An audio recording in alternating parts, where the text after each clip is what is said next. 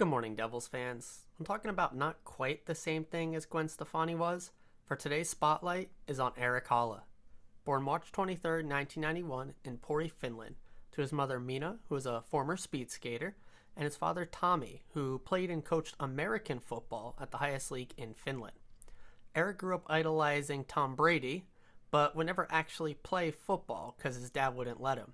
His father Tommy suffered numerous injuries that he still feels to this day, and thus would not let Erik play the game. So instead, he put him into the much safer sport of ice hockey. There, he would play through the Finnish system for not only their national team, but also with Asat in their U16 through U20 leagues. To continue his development, Haula would move over to the States at 17 years old and attend Shattuck St. Mary's, a prep school in Minnesota known for its hockey amongst other sports. In March 2009, Haula would commit to playing at the University of Minnesota. 3 months later, at the 2009 NHL entry draft, Haula would be taken 182nd overall in the 7th round by the Minnesota Wild. Outside of the Finnish community in Minnesota, I couldn't really find any other direct connections, but obviously at 17 years old, just having a community of people descended from your home country is a help, especially when English is your second language. But I just found it interesting that he moved over at 17 to go to a Minnesota prep school, would go to university, or at least commit to, at the time, to the University of Minnesota, and then be drafted by the Minnesota Wild. Don't know if it just happened to work out that way, but definitely found it interesting. However, before attending the University of Minnesota, Haula would play at the junior level in the USHL with the Omaha Lancers while attending his senior year of high school. His sole season in the USHL, Haula would be named the All-Star and All-Rookie teams. Going on to play at the University of Minnesota, Haula would become only the second player born outside the United States to play for the Gophers, the first being his future Wild teammate Tomasz Vanek.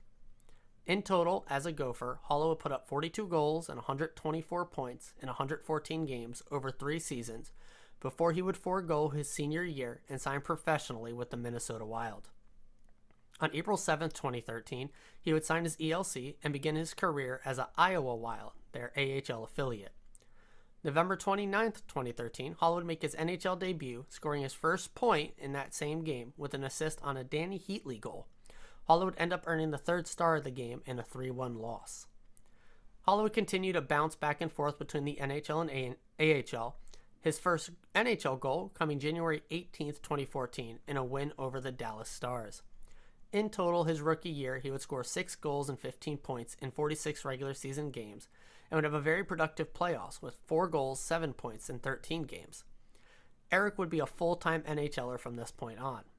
He would play 3 more seasons for the Wild, totaling 42 goals, 47 assists, 89 points in 264 regular season games, and 6 goals, 7 assists, 13 points in 24 playoff games.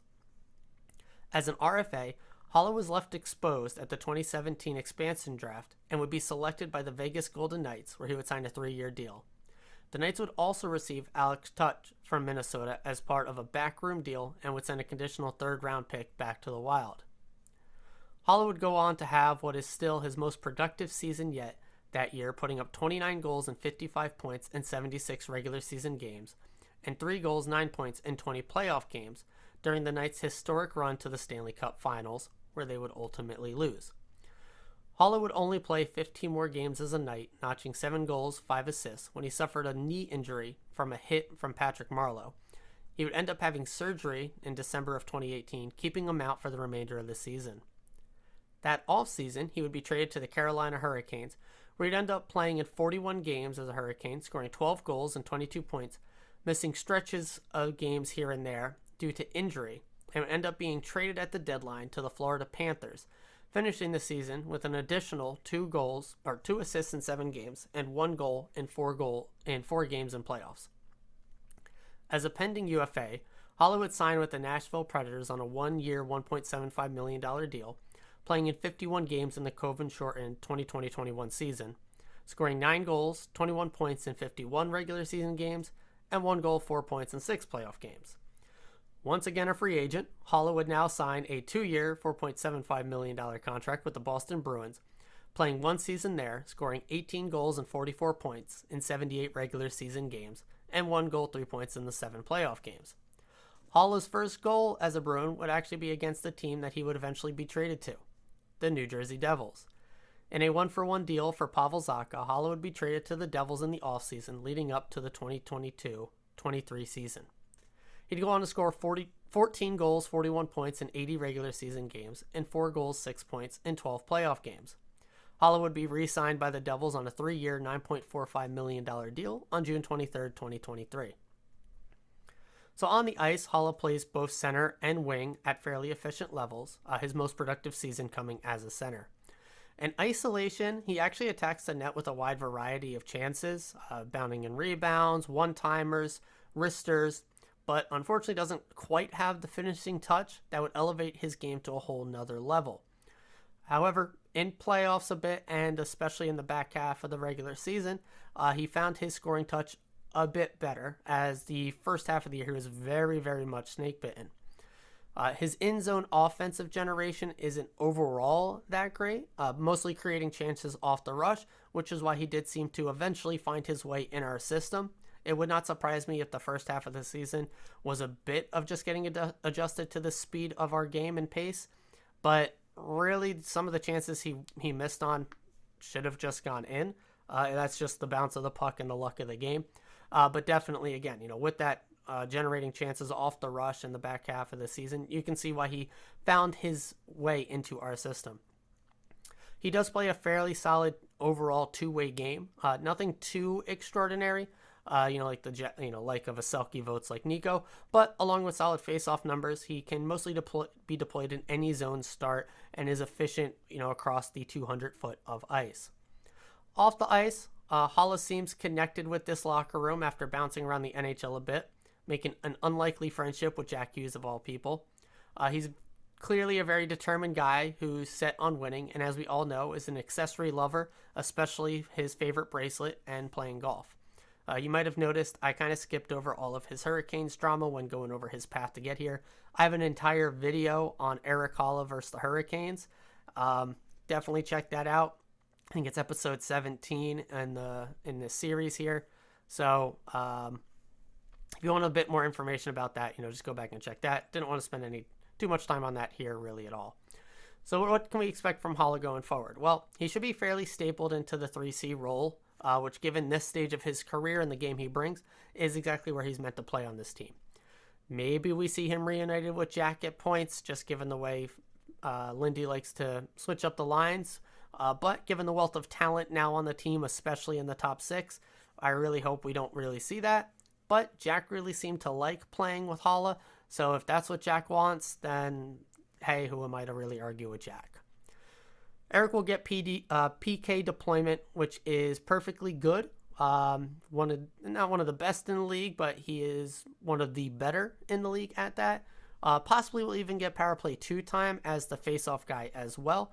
So while I'm not expecting anything crazy production-wise from Haula, unless he ends up really finding some synergy with Holtz and Palat and just that line feasts and Holtz just bangs in pass after pass from Haula, maybe we can expect the about same amount of production, just a bit more consistent throughout the year instead of completely snake bitten and then really heating up.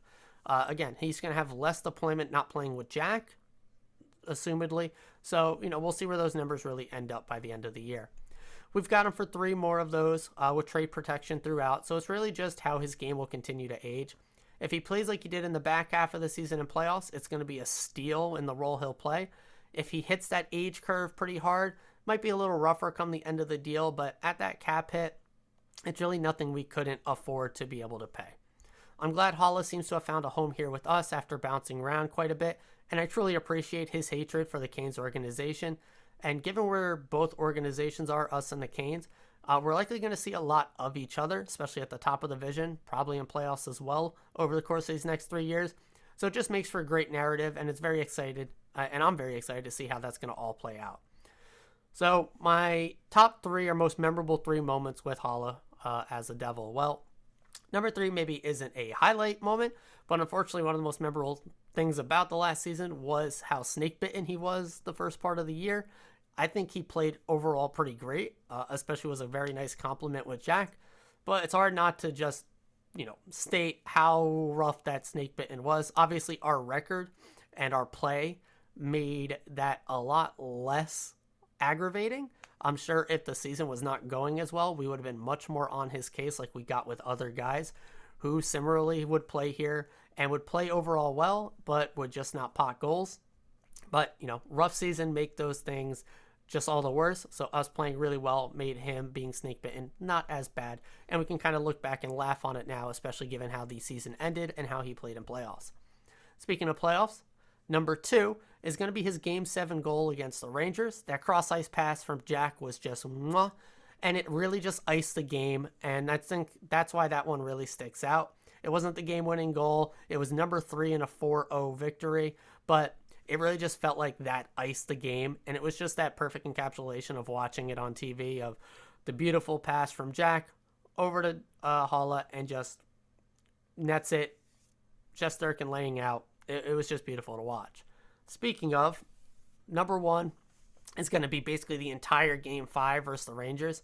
In my opinion, the best gift to come out of playoffs, maybe even the season, was that Erik Haula celebration on his first goal to make the game 2-0 when he stuffed in a rebound, or I believe it was a deflection that went through the legs of Shesterkin, and then just the cooking on his one knee with Shesterkin in the background just laying out flat. I can watch that thing over and over, and I have watched it over and over. It's beautiful, crisp. If you haven't seen it, definitely go and find it. But that wasn't the only thing he did that game. As rounding it out, he had a shorthanded assist on the Mercer goal in that game as well. Just beautiful. I mean, the Mercer snipe was crisp. Haula had the assist, and then he capped off the game with the empty net goal assisted by Nico. So 2 goals and an assist, giving us the series edge in Game 5. He just had an amazing game. Easily one of the most memorable ones for him as a Devil. Obviously, it's mine most memorable. And I think if he keeps playing like that in the playoffs for us, even if he has, a so-so regular season, we're going to really love this guy here as a Devil. So that's really going to do it for today. I hope you all have a great one. I'll see you all tomorrow morning. And as always, let's go Devils.